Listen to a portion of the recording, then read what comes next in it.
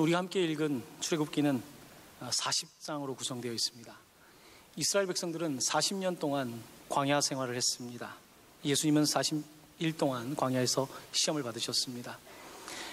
오늘 여러분들과 함께 나누고 싶은 말씀은 이스라엘 백성들이 40년 동안 했던 광야 생활 가운데 한 장면을 함께 보기를 원하는데요. 그 가운데서 하나님께서 우리에게 무엇을 요구하고 계시는지 그 하나님의 음성을 들을 수 있는 시간이 되기를 바랍니다. 이스라엘 백성들이 애굽에서 노예 상태에 있다가 하나님의 은혜로 구원을 받아서 이제 홍해를 지나 약속의 땅으로 나아가게 됩니다. 자, 우리는 그들이 홍해 바다를 지난 것을 알고 있습니다.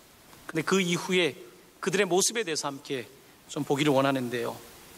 14장에 그들이 이제 홍해를 건넌 이야기가 등장하고 15장에 가면 어떤 이야기가 펼쳐지냐면 길게는 한 일주일, 적게는 3일 정도 되는 시간이 지나고 그들이 물이 없어서 하나님을 원망하는 장면이 등장합니다. 마라라고 하는 곳에 도착했는데요. 그곳에 물이 있었는데 쓴물이 있었다고 합니다. 그리고 나서 16장에 가면 이제 홍해를 지난 지 45일 정도 되는 날짜가 기록되어 있습니다. 그들은 신광야라고 하는 곳에 도착하는데요. 이곳에서 그들이 또 원망하기 시작합니다. 그 이유는 먹을 것이 없어서입니다. 하나님께서는 이곳에서 그들에게 만나와 메추라기를 허락하시며 그들에게 먹이시고 마시게 하신 하나님이신 것을 보여주십니다. 오늘 우리가 함께 읽은 17장은 홍해 이후에 약 3개월 정도 지난 시점을 말하고 있습니다. 3개월이 지났는데 또 물이 떨어진 것입니다. 그 많은 사람들이 도보로 60만이 걸었다고 하는데 이 사람들이 마실 물이 얼마나 부족했겠습니까? 또 물이 부족합니다. 물이 없습니다. 그들은 또 하나님께 원망하는 이야기가 등장하고 있습니다. 자, 우리는 성경을 읽으면서 의아해할 수 있습니다. 하나님께서 홍해를 지나게 하셨는데 왜 이렇게 물을 좀 주시려면 그때 더 먼저 주시지, 음식을 주시려거든 좀 더 풍족하게 주시지, 이렇게 생각할 수 있지 않겠습니까? 하지만 하나님께서는 이스라엘 백성들을 시험하십니다.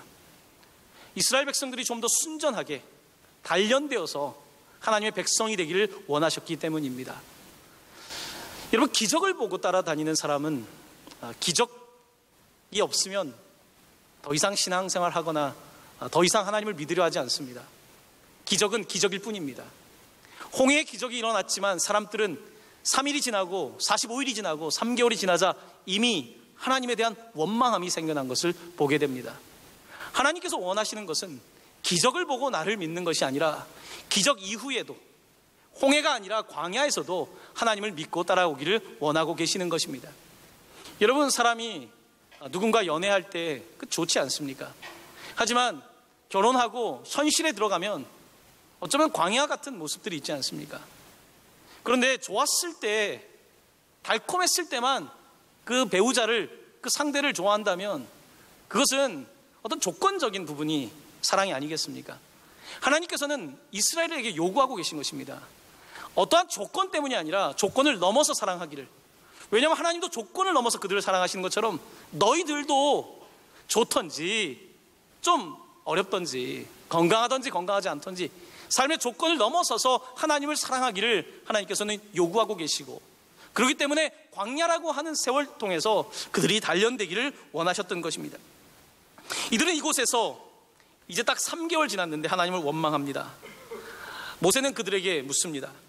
어찌하여 여호와를 시험하느냐? 이 시험한다는 이 단어는요, 어찌하여 하나님과 법정에 가려느냐라는 뜻입니다. 원어적으로는 어찌하여 하나님을 소송해서 법정까지 몰고 가느냐라는 뜻입니다. 여러분, 하나님을 고발한다, 좀 생소한 이야기이겠지만 2008년도에 미국의 네브라스카에 상원의원이었던 어니 체인버스가 하나님을 법정에 고소한 일이 있었습니다. 좀 생소하시죠? 하나님을 정말로 고소했습니다. 하나님을 고소한 이유는 홍수, 지진, 허리케인, 토네이도, 전염병과 같은 인간이 감당할 수 없는 재난을 일으킨 그 가해자를 하나님으로 상정하고 하나님을 고소하게 되었습니다. 물론 하나님을 주소도 없고 법정에 소환할 수도 없기 때문에 재판이 이루어지진 않았지만 이 사건을 통해서 어니 체인버스가 원했던 것이 하나 있었습니다. 그것은 누구나 고소당할 수 있고 누구나 고소할 수 있다라고 하는 인간에게 법적 권리가 있다는 것을 더 사람들에게 드러내기 위해서 하나님도 고발할 수 있다라고 하면서 사람들에게 그런 관심을 끌었던 이야기입니다. 물론 우리는 하나님에게 법정인 소송을 하진 않습니다. 하지만 우리의 삶 속에서 우리는 고난을 당할 때에 하나님을 고소하고 하나님에게 원인을 돌리는 그와 같은 태도를 갖는 경우가 참 많이 있는 것 같습니다. 고난의 이유, 그 배후에는, 왜냐하면 고난의 이유를 잘 설명할 수가 없으니까 분명히 전능자이신 하나님이 내게 고난을 주실 거라는 생각을 하게 되고 우리의 마음속에 하나님께 책임을 전가하려고 하는 태도를 갖는 것입니다. 오늘 이스라엘 백성들은 홍해 바다 건널 땐 좋았는데 홍해 이후에 하나님을 원망하며 하나님을 소송하겠다고 말하고 있는 것입니다. 오늘 읽은 3절은 그들이 하나님을 향하여 원망하는 이야기입니다. 당신이 어찌하여 우리를 애굽에서 인도해 내어서 우리와 우리 자녀와 우리 가축이 목말라 죽게 하느냐. 그들은 3개월이 지나서 홍해를 부정하고 있습니다. 구원과 은혜를 부정하고 있으며 모세를 부정하고 궁극적으로는 하나님을 부정하고 있습니다. 우리는 원치 않는다고, 다시 돌아가는 것이 낫겠다고 말하고 있는 것입니다. 부정하는 마음이 그들 가운데, 원망하는 마음이 이미 깊이 사로잡은 것입니다. 여러분은 이번 한 주 살아가면서 어떤 원망과 어떤 불평을 하시면서 사셨습니까?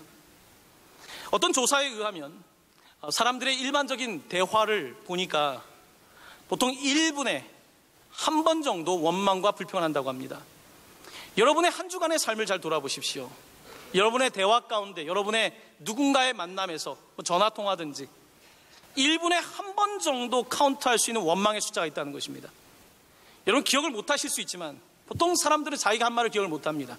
그것을 녹취해서 들어보면 우리의 대화 가운데 얼마나 많은 불평과 원망이 있는지 우리는 보아야 합니다. 이스라엘 백성들은 원망과 불평을 합니다. 그들은 타당한 이유라고 설명하고 있지만 하나님께서는 그들의 원망을 바라보시면서 안타까워하셨습니다. 이런 원망, 불평은 습관입니다. 습관이라고 하는 것은 반복된 행위를 말하고 있는 것 아니겠습니까? 여러분, 습관은 일종의 습관의 부정적인 습관의 뇌를 만드는 것입니다. 우리의 뇌는 신경으로 구성되어 있습니다. 근데 이 신경은 어떤 바깥의 사건이 일어날 때 그것을 수용하고 그것에 정보를 만들어내고 반응하게 하는 것이 우리의 신경회로가 아닙니까? 자, 그런데 이것을 좀 더 쉽게 설명하면 불평하는 사람들은 처음에는 우리의 뇌가 어떻게 반응하냐면 한두 번 불평하는 것으로 끝난다는 것입니다.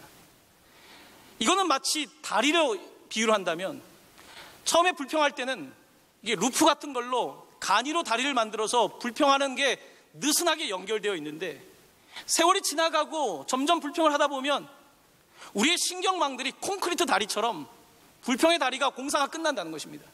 우리의 뇌의 건축이 끝난다는 거예요. 그래서 한번 불평하기 시작하고 불평이 우리의 뇌를 계속해서 지배하게 되면 부정적인 뇌가 된다는 것입니다. 그래서 불평할 일이 아닌데도 불평하는 사람이 되고 부정적인 뇌가 되는 것입니다. 여러분, 인간의 뇌는 게으르다고 합니다. 인간의 뇌가 게으르다는 뜻은 무슨 뜻인지 아십니까? 사람은 생각하는 것을 그렇게 좋아하지 않습니다. 종전대로 생각하기를 좋아합니다. 부정적인 생각을 하는 사람은 계속해서 부정적으로 생각하는 거예요. 종전처럼 생각하는 것입니다. 거기서 한 번 더 생각을 하면 달라질 수 있는데 그렇게 못하는 거예요. 우리의 뇌의 습관이 그렇게 만드는 것입니다. 우리를 게으르게, 더 깊이 사유하고 더 하나님의 말씀 속에서 우리를 돌아보는 것이 아니라 종전대로 하고 있는 우리의 모습이 결국은 부정적인 뇌고 콘크리트처럼 단단해진 뇌가 되는 것입니다. 이스라엘 백성들은 습관이 되고 있습니다. 이제 그들이 오랜 동안 노예 가운데 습성이 되었던 그런 불평이 터져나오기 시작한 것입니다. 이렇게 그들은 하나님을 원망합니다. 모세는 당황합니다. 민심이 흔들리고 있습니다. 그의 지도력도 흔들립니다. 이제 그들이 돌을 던지려고 하는 상황까지 치닫고 있습니다. 그때 하나님께서 모세에게 말씀하십니다. 오늘 6절 말씀입니다. 이 말씀 저와 함께 봉독하기를 원합니다. 내가 호렙산에 있는 그 반석 위 거기서 내 앞에 서리니 너는 그 반석을 치라. 그곳에서 물이 나오리니 백성이 마시리라. 아멘. 하나님께서 십계명을 주시는 그 호렙산 위에 나타나셔서 반석 위에서 너가 그 홍해 바다를 갈랐던 지팡이를 가지고 치면 물이 나오게 하겠다고 말씀하고 계시는 것입니다. 반석에서 물을 낸다. 여러분, 계란으로 바위 친다 그러죠. 상당히 믿기 어려운 말씀을 하고 계십니다. 차라리 좀 물이 나올 것 같은 지하수가 있는 곳에다가 막대를 치는 것도 아니고, 조금 언덕을 넘어가면 오아시스가 있으니까 거기 가서 물을 구하라는 것도 아니고, 지금 물이라고는 나올 것 같지 않은 이 바위를 치라고 말씀하고 계십니다. 하나님은 이스라엘 백성에게 지금 무엇을 요구하고 계시는 것일까요? 성경에는 바위라고 하는 단어가 142번 등장한다고 합니다. 참 바위가 많이 등장하죠. 근데 이 바위가 등장할 때 주로 하나님의 영원하심을 뜻합니다. 작년에 임파워먼트 센터에서 정신적인 어려움이 있는 분들이 함께 다큐멘터리를 만들었습니다. 돌 이야기라고 하는 주제로. 그들이 보았던 돌은 영원하다는 것입니다. 사람들은 오고 가고 떠나는데 돌은 늘 그 자리에 있다. 성경이 말하고 있는 돌도 마찬가지입니다. 하나님께서는 내가 너희와 함께한다. 지금 물이 있고 물이 없고 음식이 있고 없고를 넘어서서 나는 너희와 함께한다. 그 반 속에서 물을 내겠다고 말씀하고 계시는 것입니다. 시편 18편 1절에서 2절은 이 아름다운 반석의 이야기를 시적으로 이렇게 표현하고 있습니다. 제가 여러분께 이 말씀을 봉독해 드립니다. 나의 힘이신 여호와여, 내가 주를 사랑하나이다. 여호와는 나의 반석이시오, 나의 요새시오, 나를 건지시는 이시오, 나의 하나님이시오, 내가 그 안에 피할 나의 바위시오, 나의 방패시오, 나의 구원의 뿌리시오, 나의 산성이시로다. 아멘. 나의 반석, 요새 다 돌입니다. 나의 바위, 나의 산성. 이렇게 시편에는 하나님을 바위로 묘사하는 구절들이 참 많이 있습니다. 이렇게 하나님께서는 모세에게 이 바위에서, 아무 일도 일어날 것 같지 않은 이 바위에서 바로 영원하신 하나님, 그가 너희들에게 물을 주실 것이다, 이렇게 말씀하고 있는 것입니다. 이제 바위를 두드리자 막 물이 쏟아져 나옵니다. 여러분 한번 상상해 보십시오. 목마랐던 사람들이 얼마나 그곳에 모여가지고 뭐 물을 핥고 난리가 났을 것입니다. 자, 그런데 모세는 이 상황을 바라보면서 이곳에 이름을 짓습니다. 근데 그 이름을 지을 때 뭐 오아시스라든지 이런 이름이 아니라 오히려 마사 무리바라고 이름을 짓습니다. 그 이름의 뜻은 시험에 놓였다, 하나님을 법정에 몰고 갔다, 이곳에 싸웠다, 다퉜다는 이름을 지은 것입니다. 왜 이런 이름을 지었을까요? 오늘 성경은 우리에게 우리의 모습을 보게 하는 것입니다. 하나님께서 우리를 구원하셨는데 겨우 3일 길을 가고 나서 하나님을 원망하는 우리들, 45일 정도 갔는데 하나님을 원망하고 있고, 3개월 정도 지났는데 하나님을 원망하고 있는 우리의 모습들, 하나님의 신실하심을 바라보지 못하고 여전히 기적만 바라보고 있는 우리의 모습들을 고발하고 있는 것입니다. 시편에는 이 무리바를 시의 소재로 삼은 시편이 많이 있습니다. 그 가운데 여러분께 95편에 있는 말씀을 좀 소개하겠습니다. 그들은 노래를 만들어서 이 무리바의 교훈을 놓치지 말고 기억하기를, 그의 자녀들이 기억하기를 원했던 것입니다. 여러분께 소개합니다. 너희는 무리바에서와 같이 또 광야의 마사에서 지냈던 것과 같이 너희 마음을 완악하게 하지 말지어다. 그때 너희 조상들이 내가 행한 일을 보고서도 나를 시험하고 조사하였도다. 내가 40년 동안 그 세대로 말미암아 근심하여 이르기를 그들은 마음이 미혹된 백성이라 내 길을 알지 못한다 하였도다. 그러므로 내가 노하여 맹세하기를 그들은 내 안식에 들어오지 못하리라 하였도다. 아멘. 이게 시예요. 이런 시를 만드는 이유는 노래로 만들어서 교훈하고자 하는 것입니다.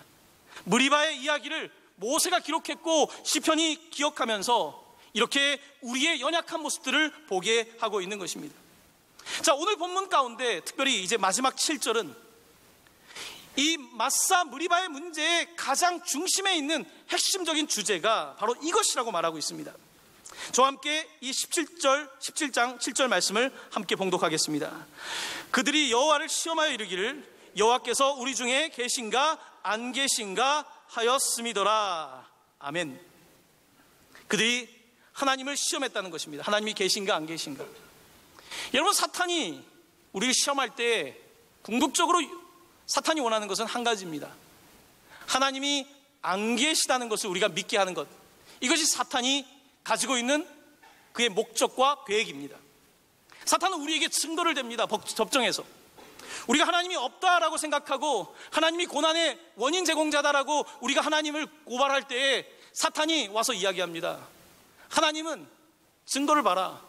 너에게 이렇게 물도 없고 먹을 것도 없고 홍해를 지나고 나서 심지어 애굽보다도 더 못한데 예수 믿고 달라진 게 뭐가 있는가. 고난은 똑같고 힘은 더 드는데 하나님은 계시지 않다. 사탄은 이렇게 우리 가운데 하나님이 없다라고 하는 확신을 가질 수 있는 증거들을 내민다는 것입니다. 자, 그런데 오늘 이 시험에서 이 백성들은 이 사탄의 이야기를 듣는 것입니다. 아, 하나님이 없나? 아, 하나님은 정말 안 계신가? 그런데 그게 아닙니다. 그런지 불평을 하고 있는 거예요. 자동 반사적으로 불평하고 있는데, 생각해보면 겨우 석 달 전에 홍해바다를 건넌 거예요. 생각해보면 지나고 나서 일주일도 안 돼서 하나님께서는 마라의 쓴물을 단물로 바꿔주셨고요, 45일 정도 지났을 때 만나를 주셨고, 지금도 만나를 주고 계신데 그들은 하나님을 향하여 원망하고 있는 것입니다. 사탄은 우리에게 끊임없이 고난을 통해서 하나님을 계시지 않는 분, 혹은 우리에게 무관심한 분, 심지어 우리를 벌하는 분, 이렇게 하나님을 이해하도록 만들어 내려는 것입니다. 이렇게 사탄은 이스라엘 백성들의 마음을 계속해서 이렇게 움직이고 있습니다. 자, 그런데 이스라엘 백성은 이 사건 이후에 어떻게 됐을까요? 여러분, 성경을 읽으실 때 창세기 출애굽기가 있지 않습니까? 출애굽기는 홍해바다를 지나고 한 1년 정도의 이야기를 담고 있는 것입니다. 출애굽기는 거의 1년 정도 이야기예요. 자, 그리고 레위기를 읽고 민수기에 가면 2년 차부터 40년까지의 이야기를, 약 39년의 이야기를 이 민수기가 담고 있습니다. 자, 그런데 이스라엘 백성들이 처음부터 홍해바다 이후에도 하나님을 원망했던 이 사람들은 40년 정도 지나고는 어떻게 됐을까요? 달라졌을까요? 이들의 습관은 달라졌을까요? 너무나 흥미롭게도 민수기 20장에는 오늘 우리가 읽은 무리바의 이야기가 다시 한번 등장합니다. 물론 장소가 동일하지는 않습니다. 하지만 동일한 방식으로 하나님을 원망하고 있는 이스라엘 백성들의 이야기가 등장하고 있습니다. 놓치기 어려운 부분입니다. 자, 민수기 20장 3절 말씀을 여러분께 소개합니다. 물이 없을 때의 사람들이 이렇게 하나님을 원망합니다. 우리 형제들이 여호와 앞에서 죽을 때 우리도 죽었더라면 좋을 뻔하였도다. 40년이 지나고 그들이 얘기하는 거예요. 지금 길에서 우리 형제들이 많이 죽었는데 내가 오래 살아서 이 꼴을 또 보네. 또 먹을 게 없고 마실 게 없고. 이들은 또 원망을 하고 있는 것입니다. 동일하게 하나님을 원망하고 있어요. 모세는 당시에 한 120세 정도 됐을 겁니다. 모세의 심정이 어땠을까요? 40년 전에도 원망했던 사람들이 바로 그 옆에 있는 똑같이 무리바라고 할 수 있는 곳에 도착해서 그들이 또 하나님을 원망하고 있습니다. 모세도 인간이니까 지쳤을 거예요. 참 인간적으로 못해 먹겠다, 이런 생각을 했을 것 같습니다. 자, 그런데 40년이 지났지만 하나님께서는 이스라엘 백성에게 또 물을 주십니다. 자녀가 말을 안 들었고 나의 마음을 어렵게 해도 포기 못하잖아요. 하나님 포기하지 않습니다. 자, 그런데 여러분들과 함께 민수기 20장 8절을 읽으려고 하는데요, 하나님께서는 이번에 물을 주시는데 아까 첫 번째 무리바와 이 두 번째 무리바의 이야기는 조금 다릅니다. 자, 이 본문의 말씀을 저와 함께 한 목소리로 봉독합니다. 그들의 목전에서 너희는 반석에게 명령하여 물을 내라. 자, 무슨 차이인지 아시겠습니까? 첫 번째는 물을 어떻게 냈어요? 반석을 치라고 했습니다. 자, 두 번째 뭐라고 말씀하셨습니까? 반석에게 명령하여 물을 내라. 물을 주시는데 하나님의 방법을 달리했어요. 자, 모세는 이때 어떻게 했을까요? 모세는 많이 지쳐 있었습니다. 하나님의 음성을 잘 못 들었어요. 반석에게 명령하여 물을 내라고 했는데 모세는 40년 전에 했던 방식으로 반석을 내리칩니다. 사람이 지치면 하나님의 음성을 못 들어요. 영적으로 탈진하면 하나님의 음성을 못 듣습니다. 모세는 하나님의 음성을 놓칩니다. 하나님께서 명령하라고 하셨는데 그 말을 놓치고 하나님 말씀만 놓쳤을 뿐만 아니라 자기 감정에 사로잡힙니다. 분한 거예요. 화가 나는 것입니다. 그래서 그들에게 나아가서 말합니다. 반역한 너희여 들으라. 우리가 너희를 위하여 이 반석에서 물을 내라. 그의 목소리가 높아지기 시작합니다. 자, 그러면서 그 다음 구절입니다. 민수기 20장 11절은 모세의 행동을 이렇게 묘사하고 있습니다. 함께 봉독합니다. 모세가 그의 손을 들어 그의 지팡이로 반석을 두 번 치니 물이 많이 솟아나오므로 회중과 그들의 짐승이 마시니라. 아멘. 여러분, 차이를 아시겠습니까? 똑같이 반석을 치고 있는데 두 번째는 치면 안 됐습니다. 결과는 동일하지만 하나님께서 요구하고 있는 것은 이 기적이라고 하는 결과가 아니라 하나님은 순종이라고 하는 그 순전한 믿음을 요구하고 계신데 모세가 지친 거예요. 그래서 하나님의 말씀에 순종하지 못합니다. 이 사건에 관하여 민수기 20장 12절은 그 결과를 이렇게 설명하고 있습니다. 제가 여러분께 봉독해 드립니다. 여호와께서 모세와 아론에게 이르시되 너희가 나를 믿지 아니하고 이스라엘 자손의 목전에서 내 거룩함을 나타내지 아니한 고로 너희는 이 회중을 내가 그들에게 준 땅으로 인도하여 드리지 못하리라 하시니라. 안타깝게도 그는 하나님의 거룩함을 드러내지 못했습니다. 물은 냈지만, 결과는 만들었지만 하나님의 영광을 가리게 되었습니다. 그는 자신의 입술로 부정을 저지르고 말았습니다. 시편은 그가 입술로 부정을 저질렀다고 말합니다. 그리고 그 결과 그는 가나안 땅에 들어가지 못합니다. 느보산 꼭대기에서 가나안 땅을 바라볼 뿐 들어가지 못합니다. 하나님이 모세를 미워했기 때문일까요? 아닙니다.